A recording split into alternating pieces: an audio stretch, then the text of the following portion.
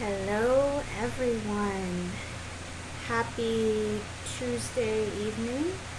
I know this video is later than expected, but I did get up all of your assignments yesterday, so I figured none of you are in a big rush to watch me talk at you anyway.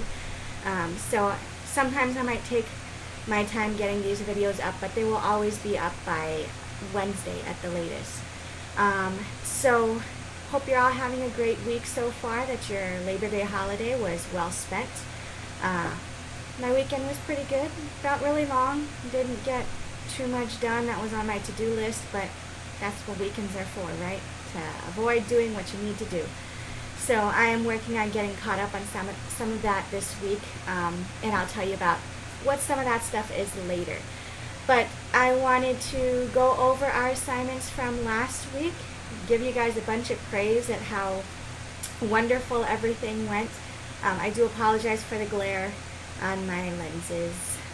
I tried taking my glasses off and then I couldn't see the screen to be able to figure out where I was supposed to be talking to. So apologize for the glare. Just put up with it this week. So last week we had, let's start with our blog response. We had a blog response where we were doing a look at the whole don't judge a book by its cover thing. We had that nice picture on the blog page, and we read the first 50 pages of Ragged Dick, for which this is kind of a central theme, the idea of appearance and things like that. So I did get a chance to read through all of the blog responses from last week, and I was pretty darn impressed and thrilled by what was going on with them. A lot of you are already doing something that we're going to start really working on this week, but it's being able to pull ideas from a text and kind of work with the text and interpret it. So that was really great. There were several of you, I think more than 50% actually, who were drawing from the text, citing page numbers, chapter numbers, whatever. And a lot of you guys all talked about the same kind of thing. So many of you referenced the, the clerk scene, right? When Dick goes to get change for a guy that he shines shoes for, and the clerk tells him, this is a counterfeit bill, I'm going to keep it, and he says, nuh-uh, not so fast. Right? We've got Dick's appearance being judged now as he is, it wasn't even necessarily that he was a bad kid, but the clerk was judging him as someone who wouldn't fight back, and he was absolutely positively wrong, as all of you saw with that one.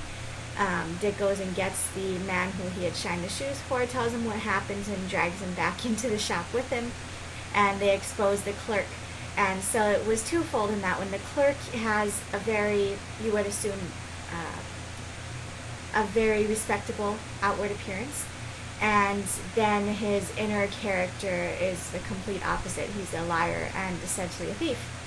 So many of you picked up on that one, which was great. Another one that people mentioned, and I was really thrilled with this one, I'll take a moment to talk about it, is the idea of Johnny Nolan, right? Johnny Nolan is introduced at the beginning of the story as, and he's a setup. He's set up against Dick, and I think a lot of you are getting at this point of Johnny Nolan serving as a foil. So if you remember the term foil in math, right? First, outer, inner, last, in multiplication, whatever it was. That's not really the concept here. A foil is a character that's set up against another character for the sole purpose of pointing out either the flaws or the good parts of that particular character. So Johnny Nolan's sole purpose in the entire story, you'll see he doesn't really appear all that much in the rest of it. He doesn't play a key role. His sole purpose is just to make us appreciate that, sure, Dick is ragged, like his name says. He spends his money badly. He smokes. He does have faults, right? There's a whole paragraph, or a whole passage where our narrator just tells us, like, Dick isn't perfect. But here's Johnny Nolan now, let's look at him, and now Dick looks like an angel. Right? So the whole purpose of Johnny Nolan's character is just to point out that Dick is pretty darn good when you compare him to Johnny. So a lot of you picked up on that, right?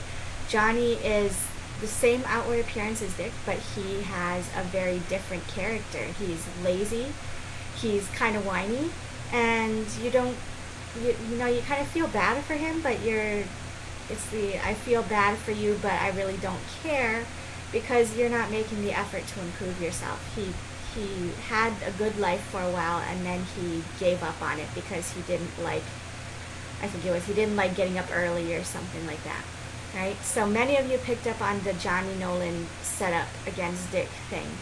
I think there was one or two of you that mentioned the scene with the woman who accuses Dick of stealing her pocketbook, right? Another character, minor character, who is given a very respectable outward appearance,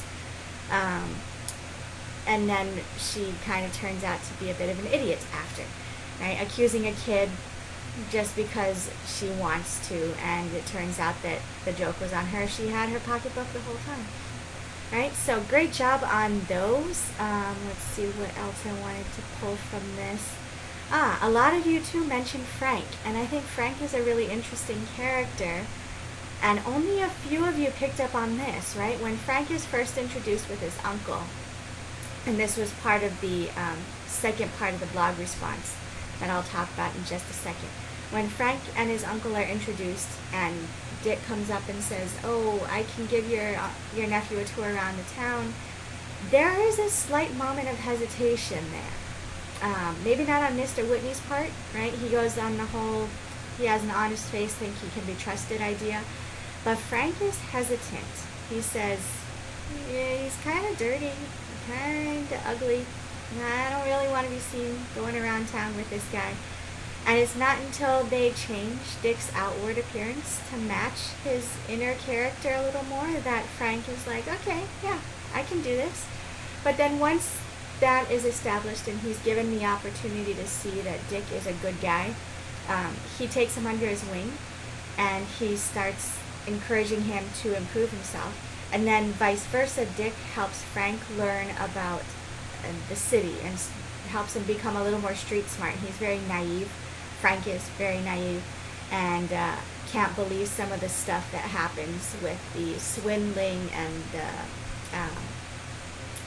the wallet dropping scene that happens, right? That's a little hard to follow because we're almost viewing it like Frank, if you think about it. We're almost naive readers going into this, and it takes a few moments for us to catch on to what's actually happening here. So good catch of those of you who managed to, or who noticed the hesitation that occurred there, where we had Frank judging Dick by his outward appearance, and then once he was able to shape that and frame him a little more the way that he wanted to be, he wanted to see him, right? Then it changed his opinion of Dick as well. Let's see. The second half of the assignment was quite fun. Many of you, I don't think anyone was brave enough to draw a picture, so many of you took the route of finding a picture of someone or a random person online and using that as your trustworthy face. There were a couple of you that really pushed into this. I thought did a great job with your answering the "why is this person trustworthy" question. But many of you kind of stayed on the surface, and some of you just said, "Here's my picture of a trustworthy person." So the first warning there is, as we move further and further into these weekly assignments, make sure you're reading the whole prompt. Some of you lost some points just off of the not answering all the questions. But those of you that did answer that part of the "why is this person trustworthy," there were some interesting things like gender and age came into play. One of you found this picture of an old Asian man, and then someone else who just before had posted about thinking that babies' faces were trustworthy.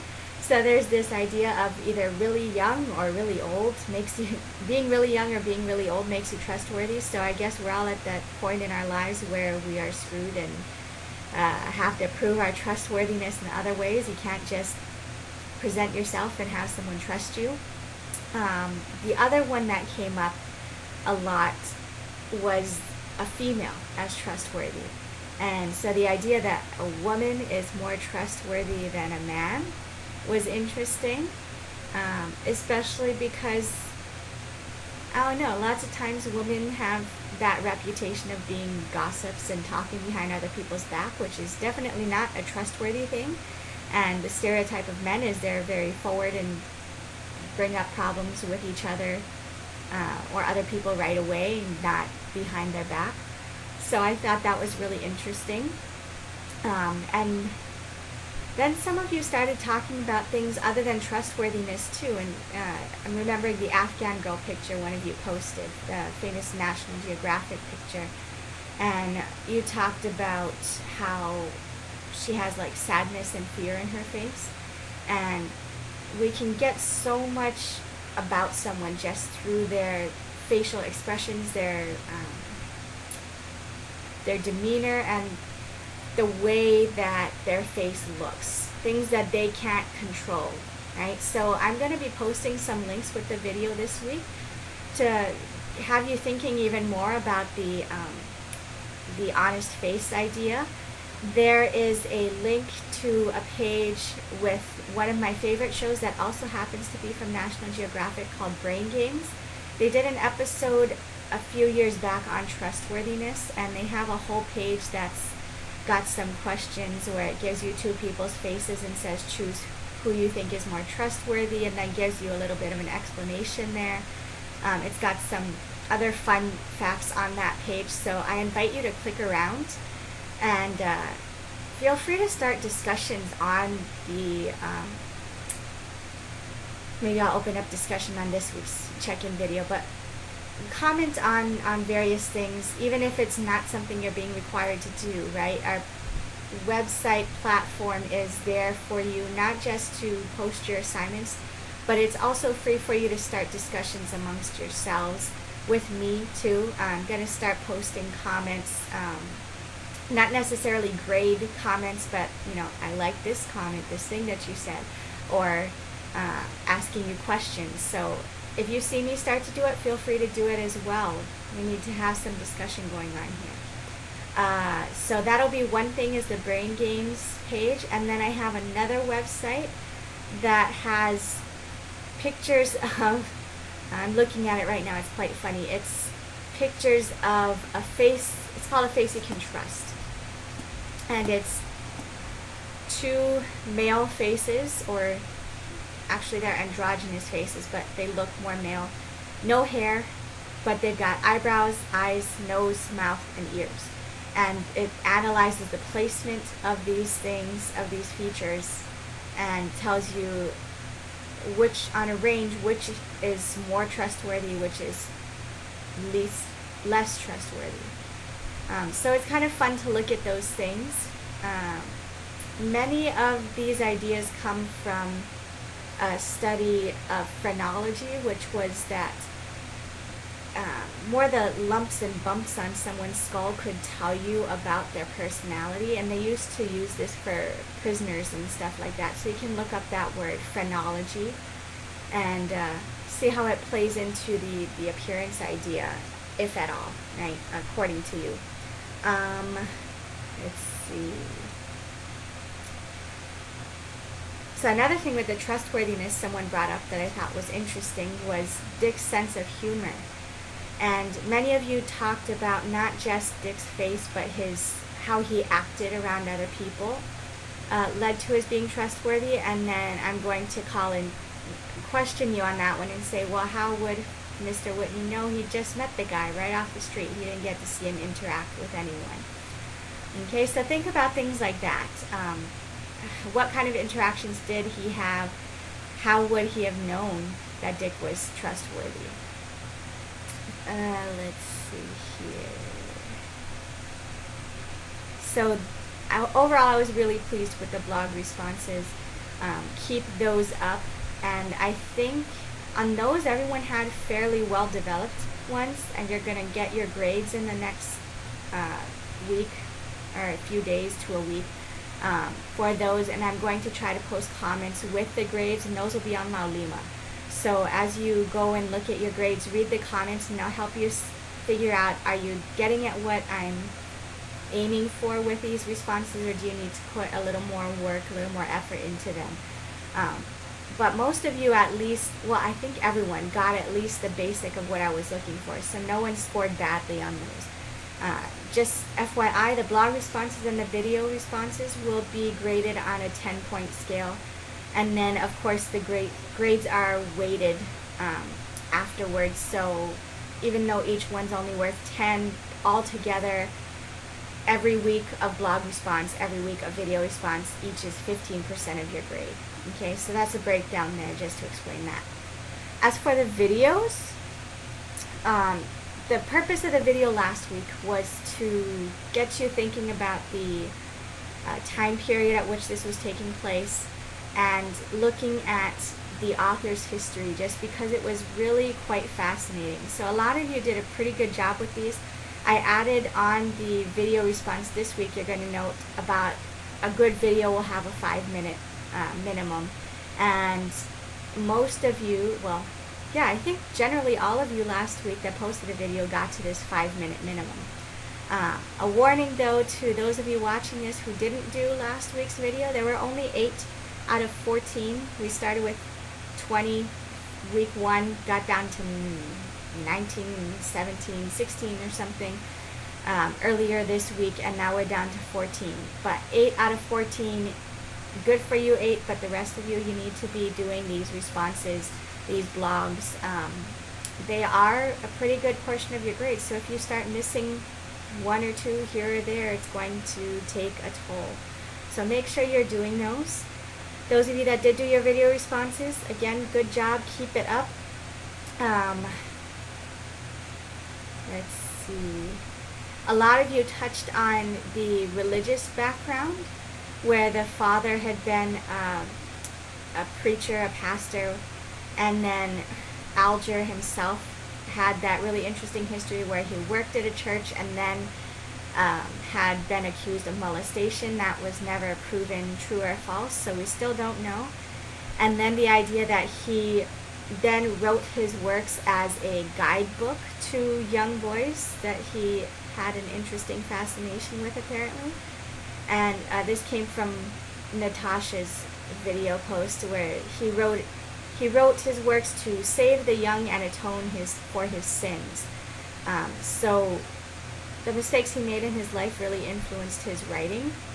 And so all of this really touches on a theme we're going to talk about more next week, not this week, but the idea of social responsibility. He was trying to fulfill this role by teaching young children, young boys, how to go about living their lives, right? This is, you should save money, you should improve yourself, you should do this, you should do that.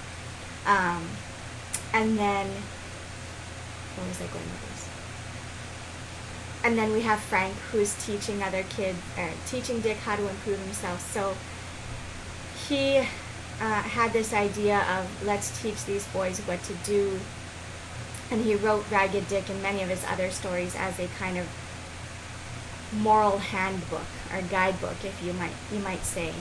So we'll touch on that next week. We'll look at social responsibility, and then we're also going to tie that in with the idea of the Protestant work ethic. If any of you know anything about that, you can start thinking about it now. Otherwise, we'll discuss it next week. One more thing with the videos, and this is just in general. A few of you, most of you are doing fine with these. They post just perfectly. They get up on the video page, so we don't have to go to a link. But a few of you, I think, when you're uploading your videos, are putting them as private. And when I first did this, not this semester, but in the spring, I did the same because I thought, oh, I can just allow permissions to certain people. Well, it doesn't work that way. You have to allow it to be public for us to view it. So when you upload that video, make sure the little selection button says public. Otherwise, we just get a black screen on the response page, the video response page, that says, please sign in to view video. You sign in and nothing happens. It doesn't pop up. It says you don't have access. So week 1, actually, going back to last week, Mark, your video would not display. And then week 2, Amy, I think it is, and Robert, neither of your videos would display. So I will not mark you down for this because your video was there, but please do go back and either allow access by changing it to public or repost your video or something like that. I'm not quite sure. If you change it to public, it should allow access to the video we already have. But you can always shoot me an email when you've changed that setting and say, hey, can you check it? Are you able to view it? Okay. So this week then, we are moving into getting prepped for our first essay assignment. So first thing you're doing, if you look at the schedule, is you're reading the next 50-ish pages of the book. So you're reading from 51 to 99. And that is chapters, it's on the schedule, but that is chapters 8 through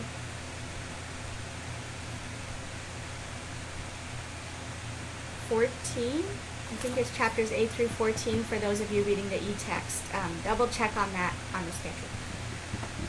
So we're reading those pages. We're still kind of getting a lot of the setup. More stuff is starting to happen. We move away from Frank, I think. He disappears.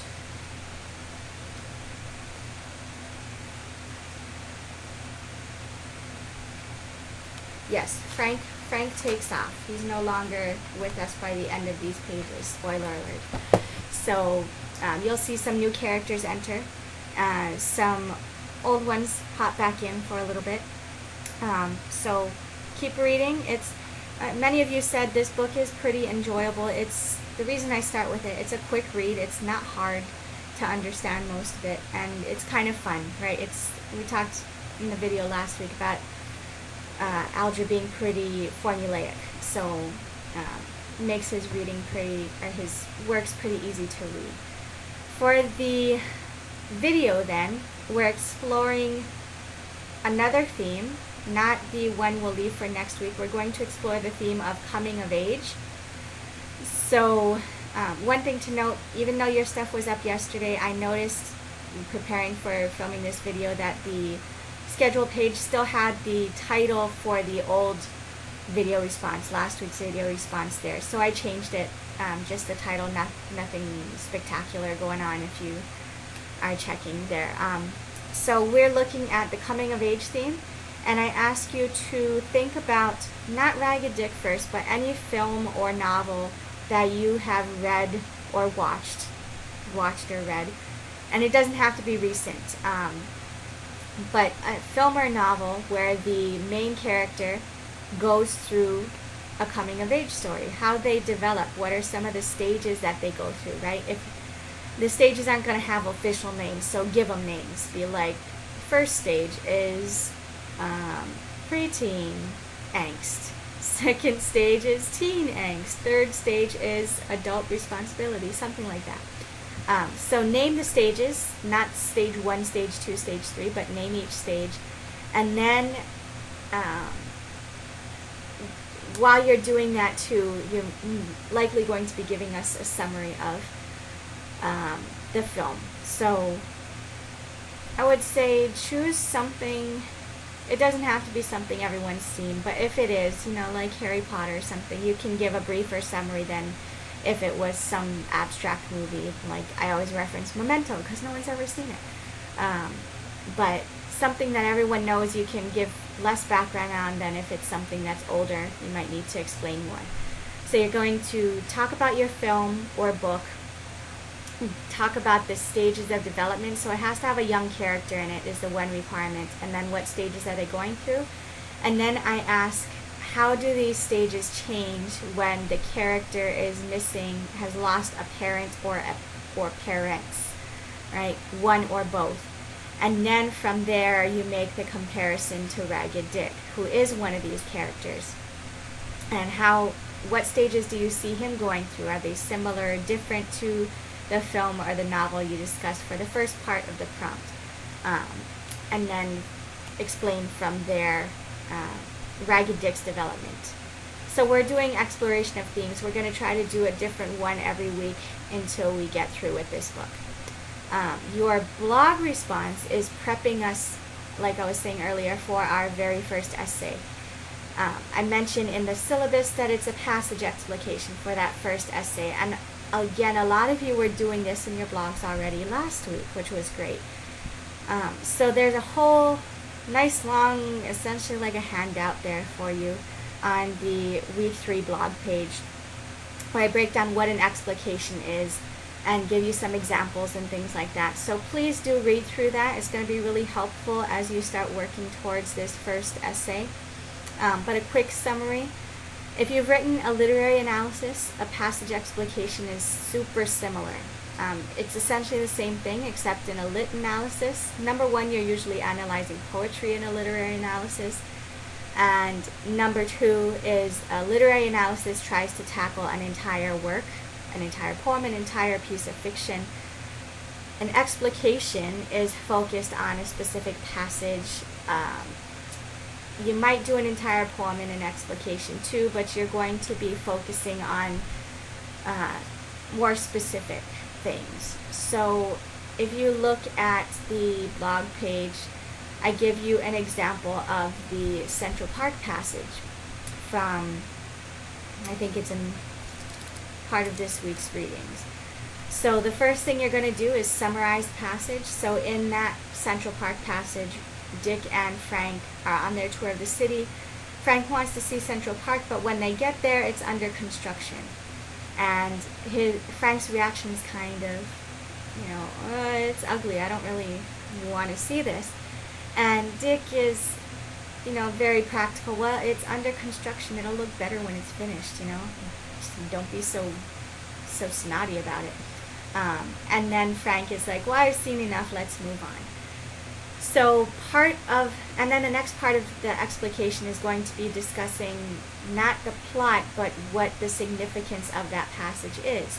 And carrying over from last week, this is kind of the epitome passage of the idea of outward appearance not reflecting inward character. We all know Central Park now. Even if you've never been to New York, Central Park is iconic. It's huge. It's gorgeous.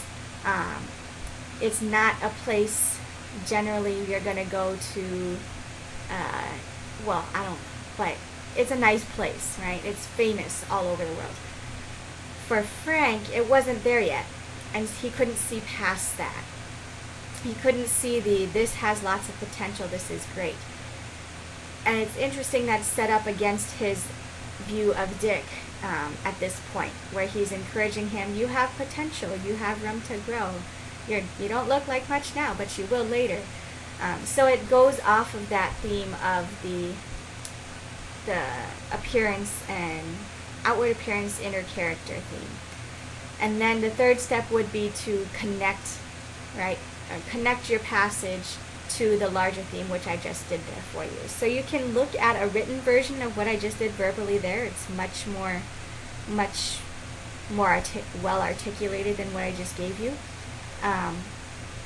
But you'll get the idea from that passage. And then there's more links that I give you. There's like a helpful resources section, and one of them does the same kind of thing with Nathaniel Hawthorne's The Scarlet Letter, and there's like a couple sentences they pull from that, and then they analyze it, and it's got it's got one explication, an instructor response, a revised version of the explication, and another instructor response. So it's really helpful if you're looking for something there.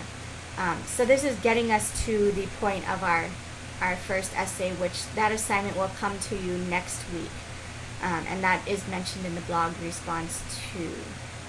Both the video and blog this week will be due on Saturday, back to our regular Saturday deadline, because I got the assignments up yesterday, Monday. Again, the videos are going to go up at random times, but they will always be up by a Wednesday at the latest. I try to get them up no later than Tuesday, but I'm giving myself the extra day. So make sure you're watching these, because I do say things in here that don't go anywhere else. Okay? And then the last thing I will mention in this video, so I don't take up too much of your time, I have the Alright, on La Lima, the grade book is not currently set up. I will be opening up the permissions on that to give you guys access to see grades, and then likely when I open up the permissions for that, I'll have grades for at least one of the last 2 weeks. I've got week 2 graded. I've watched and read all of week 1. I just don't have the official grades up yet or logged anywhere. So week 1 is generally, your videos are, I'm not going to be too picky on unless you didn't answer a major question or something. The week 2 stuff is where I really start getting nitpicky, and I'll put comments again with your grades, so as you're looking at what you get for individual assignments, you'll see my comments there rather than up on the blog page or the WordPress for everybody to see. I think you might want a little privacy on some of those. So I would say I'm aiming to get that up within the next few days, but I would ask you to give me through the weekend just to be safe.